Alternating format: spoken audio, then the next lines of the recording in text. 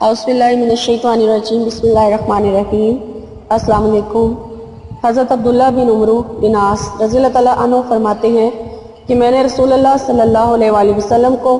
یہ ارشاد فرماتے ہوئے سنا، اللہ تعالیٰ علم کو آخری زمانے میں اس طرح نہیں اٹھائیں گے کہ لوگوں کے دل و دماغ سے اسے پورے طور پر نکال لیں، بلکہ علم کو اس طرح اٹھائیں گے کہ علماء کو ایک ایک کر کے اٹھاتے رہیں گے، یہاں تک کہ جب کوئی عالم باقی نہیں رہے گا تو لوگ علماء کی بجائے جاہلوں کو اپنا سردار بنا لیں گے، ان سے مسئلے پوچھے جائیں گے اور وہ علم کے بغیر فتویٰ دیں گے، نتیجہ یہ ہوگا خود تو گمراہ تھے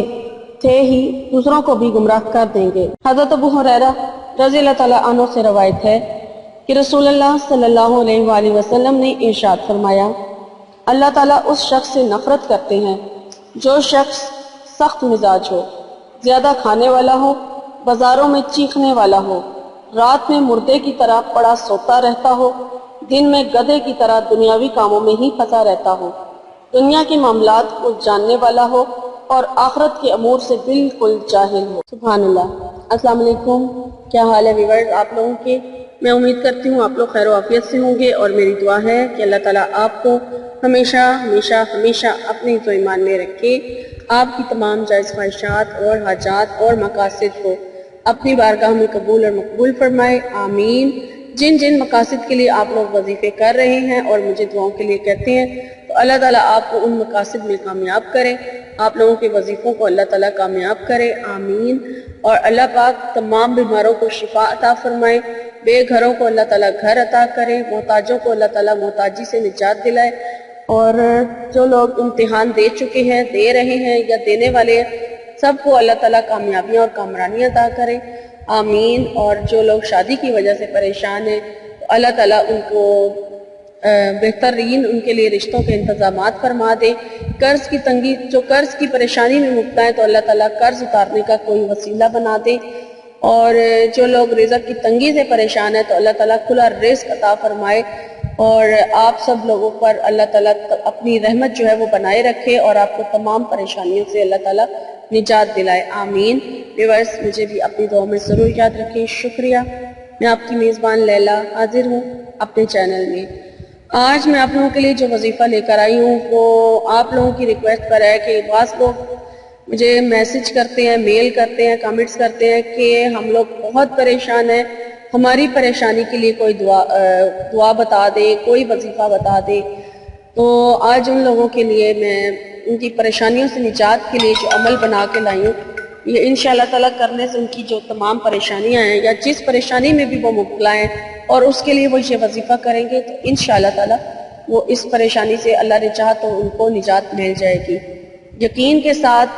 5 وقت کی نماز کی پابندی کے ساتھ عمل کریں، انشاءاللہ تعالیٰ لازمی فائدہ حاصل ہوگا۔ لیکن پہلے میں اپنے چینل کے لیے ریکویسٹ کروں گی کہ میرے چینل کو ابھی تک سبسکرائب جن لوگوں نے نہیں کیا یا جو لوگ پہلی بار میرے چینل کو دیکھ رہے ہیں تو وہ میرے چینل کو سبسکرائب کر لیں، تاکہ جیسے ہی میری کوئی نئی ویڈیو اپلوڈ ہو اس کا نوٹیفیکیشن آپ کو فوراً مل جائے، اور بیل آئیکن کو نوٹیفیکیشن حاصل کرنے کے لیے ضرور پریس کریں، اور میری ویڈیوز اچھی لگیں تو لائک ضرور کر دیجیے، شکریہ۔ تو چلیں آج کے وظیفے کی طرف چلتے ہیں۔ آج جو میں آپ کو وظیفہ بتانے جا رہی ہوں، پہلے میں آپ کو بتا دوں کہ یہ اس کی اجازت عام ہے، اس کے لیے آپ کو اجازت لینے کی ضرورت نہیں ہے، اور دوسرا میں آپ کو بتا دوں کہ یہ عمل 21 دن کا ہے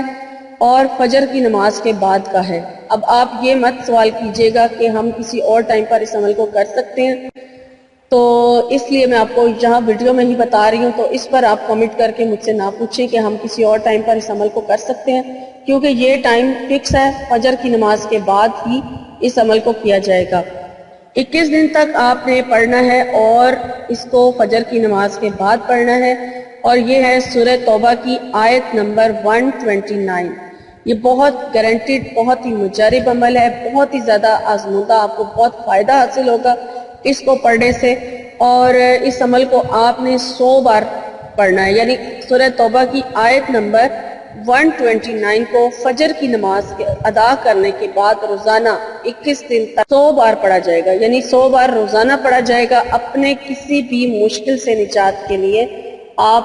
اس کو پڑھ سکتے ہیں. اور اس کے علاوہ اگر آپ کو کوئی حاجت ہے،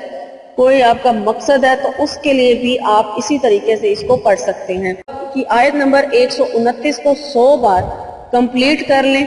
اس کے بعد پھر آپ نے 3 بار درود شریف پڑھنا ہے اور اپنے مقصد کے لیے دعا کرنی ہے،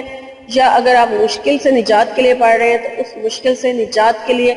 آپ نے دعا کرنی ہے. اور دعا بہت عاجزی کے ساتھ کریں، بہت انکساری کے ساتھ کریں، گڑ گڑا کے کریں. اور جب آپ دعا کر لیں اس کے بعد پھر دوبارہ 3 بار درود ابراہیمی پڑھیں، اور انشاءاللہ تعالی آپ کی جس مشکل کے لیے بھی آپ اس کو پڑھنے جا رہے ہیں وہ مشکل جو ہے آپ کی